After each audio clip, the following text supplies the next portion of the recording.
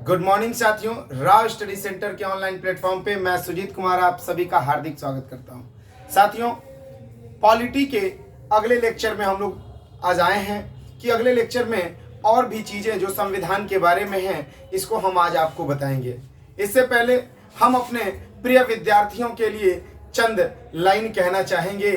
वाकिफ कहाँ जमाना हमारी उड़ान से, वाकिफ कहाँ जमाना हमारी उड़ान से, वो और थे जो हार गए आसमान से। साथियों, वो और थे जो हार गए आसमान से, क्योंकि हमारा जो मुकाबला होने वाला है वो लाखों विद्यार्थियों के साथ होने वाला है। तो आप सभी को मैं कहूँगा, डट के मुकाबले के साथ आज फिर से हम तैयारी शुरू करेंगे और अब अगले वीडियो में हम देखेंगे नेक्स्ट टॉपिक को। तो साथियों, आज हम लोग भारत के संविधान के अगले चैप्टर में हम कल पढ़े थे कि संसदीय व्यवस्था क्या होता है। संसदीय व्यवस्था में हमने देखा था कि भारत में कार्यपालिका के दो स्वरूप पाए जाते हैं। यानी संसदीय व्यवस्था में वह व्यवस्था जिसमें कार्यपालिका के दो प्रमुख होते हैं, एक नाम मात्र का और दूसरा वास्तविक प्रमुख। तो उन सभी के बारे में हम लोग चर्चा कर चुके हैं। बच्चों, आज हम लोग एक मोस्ट इंपॉर्टेंट टॉपिक जिसे हम कहते हैं संघीय व्यवस्था। क्या कहते हैं? संघीय व्यवस्था कहते हैं, यानी कि फेडरल सिस्टम। फेडरल सिस्टम कहते हैं, ध्यान रखिएगा आप लोग। फेडरल सिस्टम, फेडरल सिस्टम क्या है, संघीय व्यवस्था क्या होता है, इसके बारे में हम आपको बता दें। तो देखिए, संघीय व्यवस्था जो बताना है इसमें आप ध्यान रखिएगा कि वह व्यवस्था जिसमें शक्तियां दो या दो से अधिक स्तर पर बटी होती हैं उसे हम संघीय व्यवस्था कहते हैं। वह व्यवस्था जिसमें शक्तियां दो या दो से अधिक स्तरों पर बटी होती हैं उसे हम संघीय व्यवस्था कहते हैं। साथियों, भारत में शक्तियों का बंटवारा दो स्तर पे हुआ है। भारत में शक्तियों का बंटवारा दो स्तर पे हुआ है, संघ सरकार एवं राज्य सरकार। साथियों, दो स्तर है, एक है संघ सरकार और दूसरा है राज्य सरकार। संघ सरकार एवं राज्य सरकार, याद रखिएगा, ये दो हमारे दोनों स्तर पे शक्तियां बांटी गई हैं। आप देखेंगे कि भाई संघीय व्यवस्था के लिए क्या यही एक एलिमेंट्री बात है, क्या यही एक इंपॉर्टेंट बात है कि शक्तियों का बंटवारा होगा या फिर और भी कुछ विशेषताएं हैं? तो इस पे हम चर्चा करेंगे। तो देखिए भैया, सबसे पहली बात यह है कि शक्तियों का बंटवारा। साथियों, याद रखिएगा कि जो शक्तियों का बंटवारा होता है वो लिखित रूप में होना चाहिए। शक्तियों का बंटवारा लिखित रूप में होना चाहिए, इस बात को याद रखिएगा आप लोग। कैसा होना चाहिए? तो शक्तियों का बंटवारा लिखित रूप में होना चाहिए। तो क्या भारत में शक्तियों का बंटवारा लिखित रूप में हुआ है? तो हाँ, बिल्कुल हुआ है, क्योंकि हमारे संविधान में 7वीं अनुसूची में आप देखेंगे, हमारे संविधान के 7वीं अनुसूची में आप देखेंगे कि शक्तियां जो हैं वो बांटी गई हैं। शक्तियां बांटी गई हैं संघ सूची में, राज्य सूची में और तीसरा है समवर्ती सूची।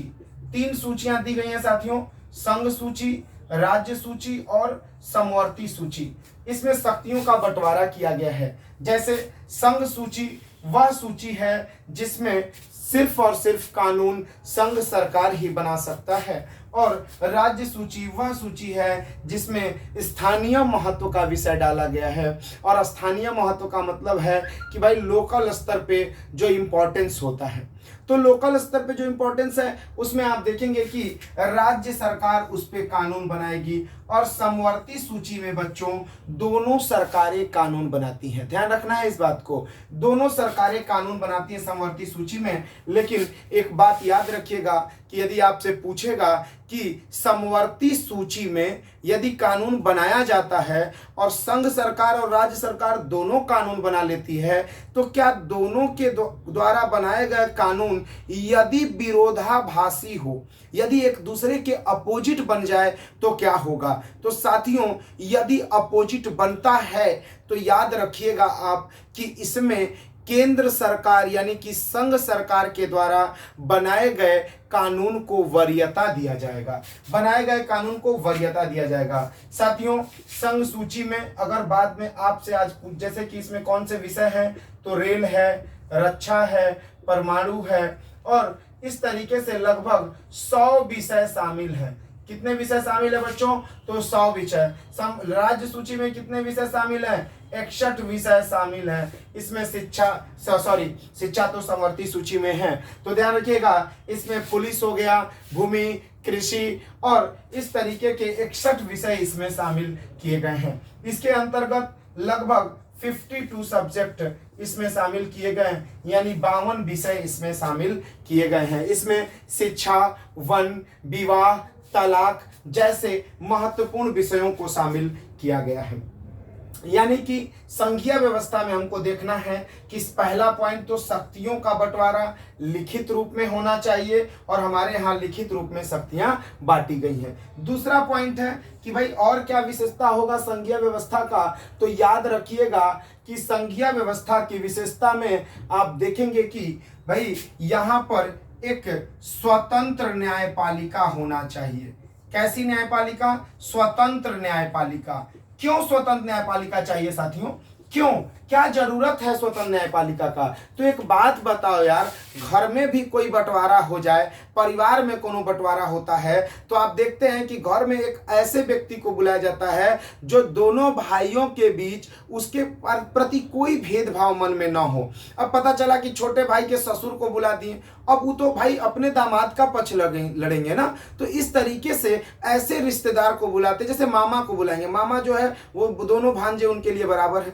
इसी तरीके से जब संघ और राज्य में विवाद हो जाएगा किसी विषय को लेकर, तो उस स्थिति में क्या होगा? तो उस स्थिति में एक ऐसी न्यायपालिका चाहिए जो स्वतंत्र रूप से कार्य कर सके, और स्वतंत्र न्यायपालिका उसकी भूमिका अदा करेगी और इन दोनों में झगड़े का निपटारा करेगी। तो इसके साथ हम देख लिए कि पहला शक्तियों का बंटवारा लिखित रूप में होना चाहिए, और दूसरा स्वतंत्र न्यायपालिका की मौजूदगी होनी चाहिए। तो देखिए, संघीय व्यवस्था हमने क्या सीखा कि वह व्यवस्था जिसमें शक्तियां 2 या 2 से अधिक स्तरों पर बटी होती हैं। भारत में संघीय व्यवस्था में शक्तियां संघ सरकार और राज्य सरकार में बटी हैं, और साथियों शक्तियों का बंटवारा लिखित रूप में होना चाहिए। तो हमारे यहाँ 7वीं अनुसूची में शक्तियों का बंटवारा 3 सूचियों में किया गया, संघ सूची, राज्य सूची और समवर्ती सूची। संघ सूची में राष्ट्रीय महत्व के विषय शामिल हैं, जैसे रेल, रक्षा, परमाणु इत्यादि लगभग 100 विषय शामिल हैं। इसमें राज्य सूची में भैया भूमि, कृषि, जेल, पुलिस, कानून व्यवस्था, पंचायती राज, इस तरह के 61 विषय शामिल है राज्य सूची में। और समवर्ती सूची में भाई विवाह, तलाक, वन, शिक्षा, इस तरह के 52 विषय टोटल शामिल हैं। तो इससे भी प्रश्न पूछे जाते हैं कि संघ सूची में वर्तमान में कितने विषय शामिल हैं। तो याद रखिएगा, संघ सूची में वर्तमान में 100 विषय शामिल हैं। तो साथियों, अभी हम लोग देखें कि भाई संघ सरकार और राज्य सरकार में क्या क्या चीजें शामिल होती हैं। ठीक है, तो इसके बाद हम लोग देखेंगे कि संघ सरकार और राज्य सरकार में कौन कौन शामिल होता है। इसके बाद हम लोग एक चार्ट बनाते हैं जिसमें हम लोग देखने का प्रयास करेंगे कि कौन कौन किसमें शामिल होता है। बहुत सारे बच्चों को विधायिका में दिक्कत होती है कि विधानमंडल क्या है, संसद क्या है, लोकसभा क्या है, कौन किसका पार्ट है, इसमें बहुत सारे बच्चों को दिक्कत होती है। तो उन बच्चों के लिए मैं ये बनाने जा रहा हूँ मैप, जिसको देख के आपका डाउट क्लियर हो जाएगा। तो आइए देखते हैं इसको कि कैसे होगा। इसमें देखिए आप लोग, एक हो गया संघ सरकार। हमारे स्तर पे बच्चों 2 तरीके के सरकार होंगे, एक संघ सरकार और दूसरा होगा राज्य सरकार। संघ सरकार और दूसरा क्या है? राज्य सरकार। तो देखिए, संघ सरकार और राज्य सरकार, ठीक है। अब देखिए, संघ सरकार, मैंने बताया बच्चों कि सरकार के कितने अंग होते हैं? 3 अंग होते हैं, विधायिका, कार्यपालिका और न्यायपालिका। विधायिका, कार्यपालिका और न्यायपालिका, ठीक है। तो आप देखिए, सरकार, संघ सरकार के भी 3 अंग होंगे। संघ सरकार के भी 3 अंग होंगे साथियों। आप देखेंगे कि संघ सरकार में सबसे पहला आएगा संघ की विधायिका। संघ की विधायिका, ध्यान रखिएगा, संघ की विधायिका। संघ की विधायिका क्या है? संघ की विधायिका यानी लेजिस्लेचर किसे कहते हैं? यूनियन लेजिस्लेचर इसको इंग्लिश में कहते हैं। दूसरा है संघ की कार्यपालिका। दूसरा है संघ की कार्यपालिका।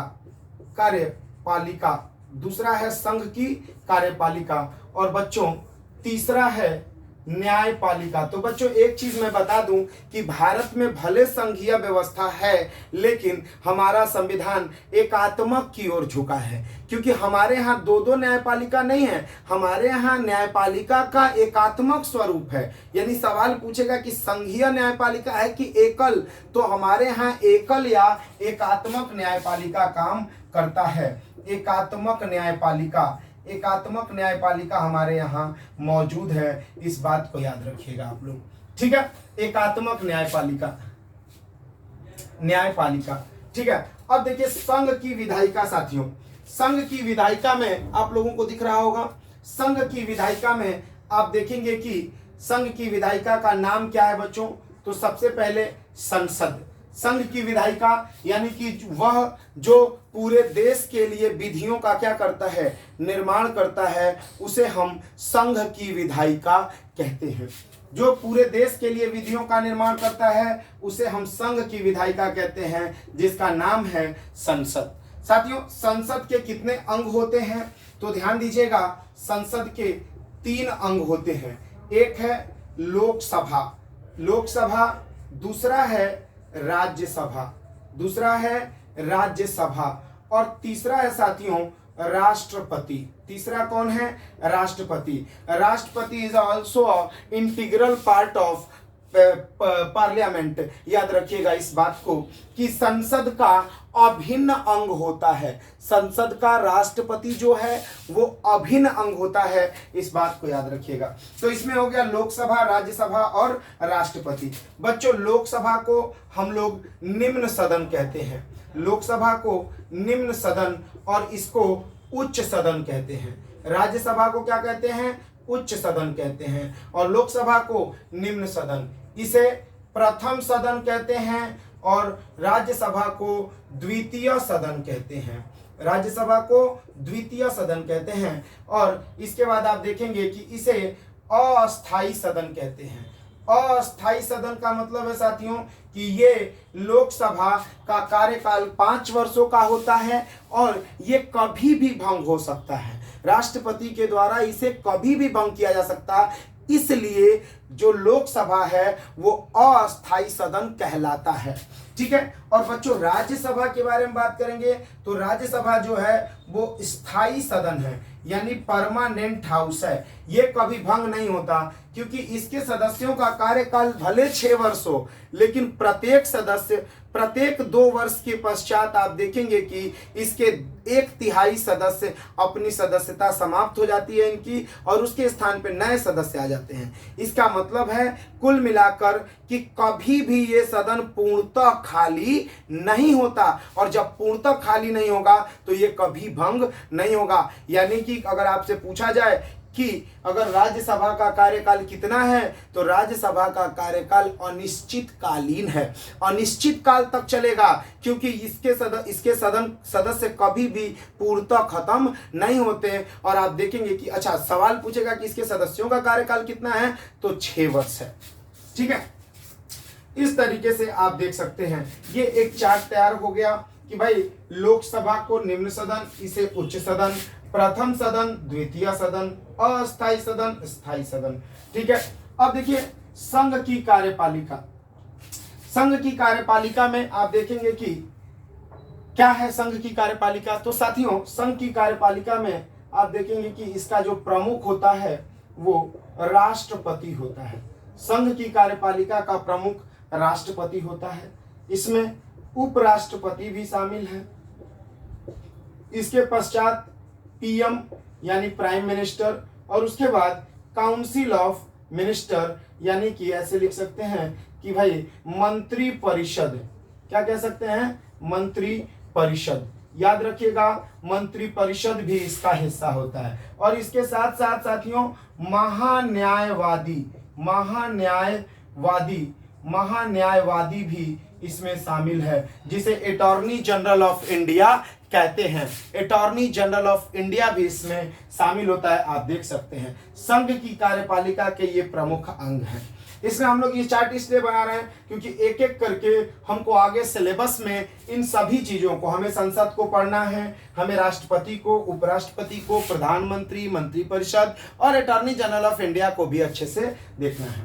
न्यायपालिका में आप देखेंगे कि सबसे नीचे होता है डिस्ट्रिक्ट कोर्ट या सबऑर्डिनेट कोर्ट, इसके बाद होता है हाई कोर्ट और उसके बाद आता है सुप्रीम कोर्ट। तो ये एक प्रक्रिया है कि भाई पहले कोई भी मामला है, अगर मूल अधिकार या फिर इसके क्षेत्राधिकार का मामला ना हो तो सबसे पहले सामान्य मामला डिस्ट्रिक्ट कोर्ट में आएगा, वहां नहीं होगा तो हाई कोर्ट और फिर वहां नहीं होगा तो सुप्रीम कोर्ट। ये एक क्रम है जो क्रम से आते रहते हैं। तो ये रहा साथियों हमारे संघ सरकार में जैसे कि एक छोटा सा मैप जो आपको एक माइंडसेट तैयार करने में सहायता देगा कि भाई संघ सरकार में कौन कौन लोग शामिल होते हैं या क्या क्या होता है संघ सरकार में। तो ये सारी चीजें मैंने आपको यहां पर बताया।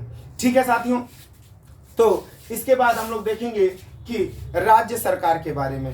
साथियों राज्य सरकार के बारे में देखेंगे, इसको आप लोग स्क्रीनशॉट लेते रहिए क्योंकि ये चीजें आपको दोबारा नहीं मिलेंगी। ठीक है, तो लेते रहिएगा स्क्रीनशॉट। फिर अब देखिए, अब यहां पर देखेंगे राज्य सरकार। ठीक है, अब भैया राज्य सरकार जो है इसके भी भाई 3 अंग होंगे, क्योंकि सरकार के कितने अंग होते हैं? 3 अंग होते हैं। सरकार के 3 अंग होते हैं। तो यहां देखेंगे हम राज्य सरकार। राज्य सरकार, सरकार के 3 अंग हैं। राज्य सरकार तो भाई न्यायपालिका तो हमारे यहाँ भाई अलग है नहीं कि न्यायपालिका राज्य का अलग हो और केंद्र का अलग हो, ऐसी कोई बात नहीं। हमारे यहाँ न्यायपालिका एकल है। ठीक है, एकल न्यायपालिका है। और वही same situation district court, high court और फिर सुप्रीम कोर्ट, इसके लिए कुछ अलग से करने की जरूरत नहीं है। लेकिन राज्य की कार्यपालिका को देखते हैं। पहले राज्य की विधायिका, राज्य की विधायिका, दूसरे स्तर पे आता है राज्य की कार्यपालिका, राज्य की कार्यपालिका। ठीक है, और आप देखेंगे बच्चों कि राज्य की विधायिका को क्या कहते हैं हम लोग। तो देखिए राज्य की विधायिका को हम लोग विधानमंडल कहते हैं। साथियों राज्य की विधायिका को विधानमंडल के नाम से जाना जाता है, विधानमंडल। अब विधानमंडल साथियों क्या है? तो विधानमंडल के आप देखेंगे कि कितने अंग होते हैं। तो साथियों मैं एक बात आपको बताना चाहता हूं कि विधानमंडल के 2 या 3 अंग होते हैं। रीजन क्या है? क्योंकि विधानमंडल के जो अंग हैं उसमें आप देखेंगे एक है विधानसभा, ये है विधानसभा, और दूसरा है विधान परिषद, दूसरा है विधान परिषद, और तीसरा है आपको राज्यपाल। तीसरा क्या है? राज्यपाल। साथियों एक बात ध्यान रखिएगा आप लोग कि जो ये विधान परिषद है ये पूरे भारत में सिर्फ 6 राज्यों में है। अभी वर्तमान में ये सिर्फ 6 राज्यों में है, अभी ये पूरे देश में नहीं है। इसलिए जहां पर ये नहीं होगा वहां पे विधानमंडल के 2 अंग होंगे, विधानसभा और राज्यपाल। लेकिन जहां पर ये होगा वहां पे 3 अंग होंगे, विधानसभा, विधान परिषद और राज्यपाल। ठीक है, अब देखिए विधानसभा को हम लोग निम्न सदन कहते हैं, विधानसभा को हम लोग निम्न सदन कहते हैं, और इसको वही सेम प्रक्रिया उच्च सदन कहते हैं। ठीक है, इसको हम लोग कहते हैं प्रथम सदन, इसको हम लोग प्रथम सदन कहते हैं बच्चों, और इसको हम लोग द्वितीय सदन कहते हैं, द्वितीय सदन कहते हैं। इसको हम लोग अस्थाई सदन कहते हैं, अस्थाई सदन, और इसको हम कहते हैं स्थाई सदन। ठीक है, स्थाई सदन कहते हैं। ठीक, अब देखिए, और राज्यपाल इसका भी अभिन्न अंग होता है। राज्यपाल और राष्ट्रपति विधानमंडल के अभिन्न अंग क्यों होते हैं? इसका रीजन क्या है मैं आपको बता दूं, क्योंकि कोई भी विधि बनाने की प्रक्रिया में यदि राज्य में विधि बनाई जा रही है तो राज्यपाल के बिना सिग्नेचर के कोई भी विधेयक कानून नहीं बन सकता। यानी कानून बनाने की प्रक्रिया में राज्यपाल का एक महत्वपूर्ण भूमिका होता है राज्यों में, इसलिए इसे राज्य के विधायिका का अभिन्न अंग कहा जाता है। और राष्ट्रपति का वही सेम प्रोसेस है आपको संघ की विधायिका में यानी संसद में, क्योंकि कोई भी विधेयक जब लोकसभा राज्यसभा से पास होकर आता है तो वो पहुंचता है राष्ट्रपति के पास, और जब तक राष्ट्रपति उस पर सिग्नेचर नहीं करेंगे तब तक वह बिल कानून नहीं बन सकता, वह विधेयक कानून में परिवर्तित नहीं होगा। इस बात को याद रखिएगा, ठीक है। इसलिए राष्ट्रपति संसद का अभिन्न अंग होता है। इसमें हम लोग देख ले साथियों कि राज्य की कार्यपालिका, तो राज्य की कार्यपालिका में आप देखेंगे कि कौन कौन शामिल है। तो जो राज्य की कार्यपालिका का प्रमुख है उसे राज्यपाल कहते हैं। साथियों, राज्यों में उपराज्यपाल नामक पद नहीं होता, ये केंद्र शासित प्रदेशों में देखने को मिलता है। तो राज्यपाल के बाद सीधे आ जाएगा मुख्यमंत्री, मुख्यमंत्री आ गए, और मुख्यमंत्री के बाद राज्य का मंत्री परिषद, राज्य का मंत्री परिषद यानी स्टेट का काउंसिल ऑफ मिनिस्टर। उसके बाद आप देखेंगे एक और पद होता है जिसे कहते हैं महाधिवक्ता, एडवोकेट जनरल। जैसे केंद्र में था अटॉर्नी जनरल, वैसे राज्यों में है महाधिवक्ता यानी कि एडवोकेट जनरल। तो साथियों, ये आपका राज्य सरकार का चार्ट रहा जिसके अंतर्गत हम मुख्यमंत्री सभी चीजों को पढ़ेंगे, और फिर अगले वीडियो में हम सभी एक अगले टॉपिक के साथ आएंगे। तब तक के लिए धन्यवाद। वीडियो को लाइक करिएगा, शेयर करिएगा और ज़्यादा से ज़्यादा इसको देखने का प्रयास करिए ताकि चीज़ें अपने आप याद हो जाएं। और आज के लिए इतना ही, बहुत बहुत धन्यवाद।